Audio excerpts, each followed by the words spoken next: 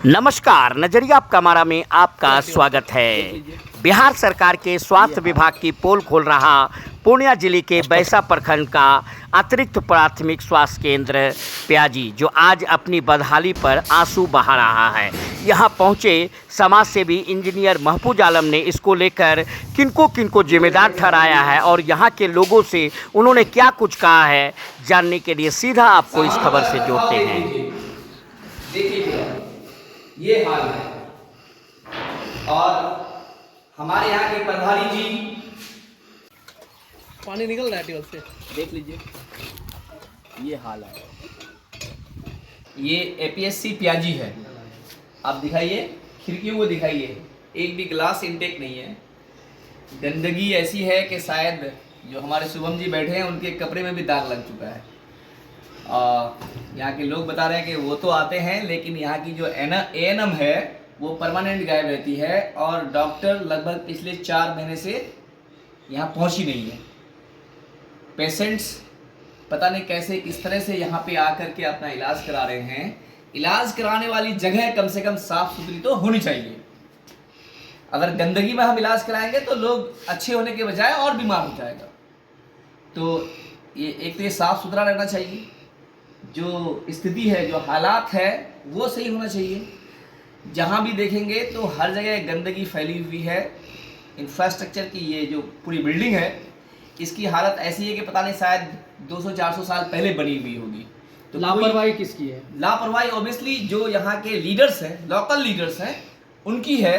जो यहाँ के एमएलए हैं उनकी है। जिनको लोगों ने ताज पहनाकर गद्दी में बैठाया उनकी है। और साथ में जो प्रशासन जिनके ऊपर जिम्मेदारी है कि वो लोगों को सही सुविधा पहुंचाए, उनकी है। अच्छा, आपने आकर के यहाँ जो आज हाल देखा और आप भली भांति इनसे अवगत भी हो गए, आगे आप क्या कोशिश करेंगे जो खास करके? मैं ऑब्वियसली इसको जो सीएस पूर्णिया है उनको लिखूंगा, डीएम पूर्णिया को लिखूंगा, मुख्यमंत्री जी को भी लिखूंगा कि प्याजी एपीएससी, और सिर्फ प्याजी एपीएससी ही नहीं बल्कि हम लगभग पूरे अमौर और बैसा के ऑलमोस्ट सभी एपीएससी और एचएससी में घूम रहे हैं। हर जगह के हालात से उन लोगों को अवगत कराऊंगा और रिक्वेस्ट करूंगा, रिक्वेस्ट ही नहीं बल्कि उन लोगों को चेतावनी दूंगा कि आप इनकी हालात को सही करिए, नहीं तो हम लोग छोड़ेंगे नहीं। हम इसके लिए भी रोड पर आएंगे और अपना हक मांगेंगे, नहीं देने पर छीनेंगे।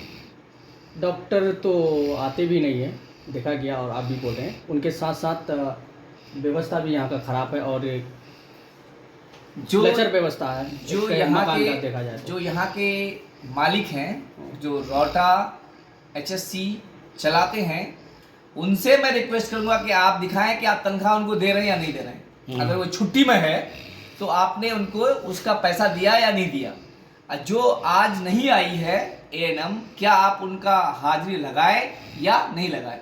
मैं बिल्कुल उनसे रिक्वेस्ट करूंगा कि आप बताएं इस बात को, और आप लोग भी पूछें।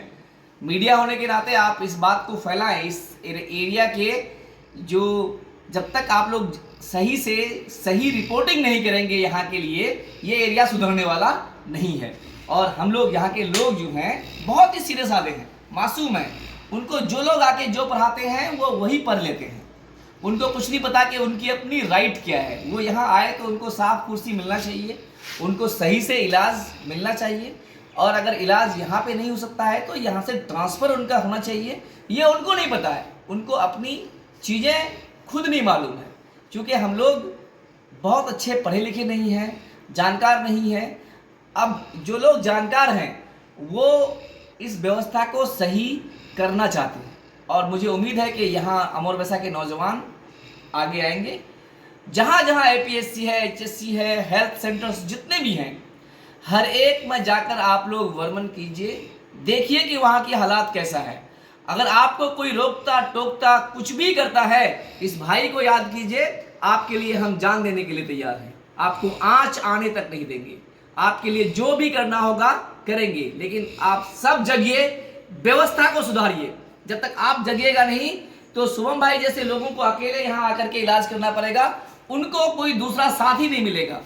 तो सबको जगना पड़ेगा। जब कोई एम्प्लॉय बाहर से आता है, हम देखते हैं कि राजस्थान या कहीं और से आ रहे हैं, वो मैक्सिमम लोग सही से अपना ड्यूटी निभा रहे हैं, लेकिन जो थोड़े से लोकलाइट होते हैं वो अपनी नौकरी को, सरकार के यहाँ नौकरी करने को अपना बपौती समझ लेते हैं। ये समझते हैं कि हम ही सब कुछ हैं। तो इस सिस्टम को चेंज करना पड़ेगा। जब तक नौजवान जगेंगे नहीं और आप जाके निरीक्षण नहीं करेंगे, आप जाके चेक नहीं करेंगे, वहाँ बैठेंगे नहीं, वहाँ का सूद नहीं लेंगे, तब तक ये व्यवस्था नहीं सुधरेगा। तो आप जगिए, इस व्यवस्था को सुधारने में हमारा साथ दीजिए।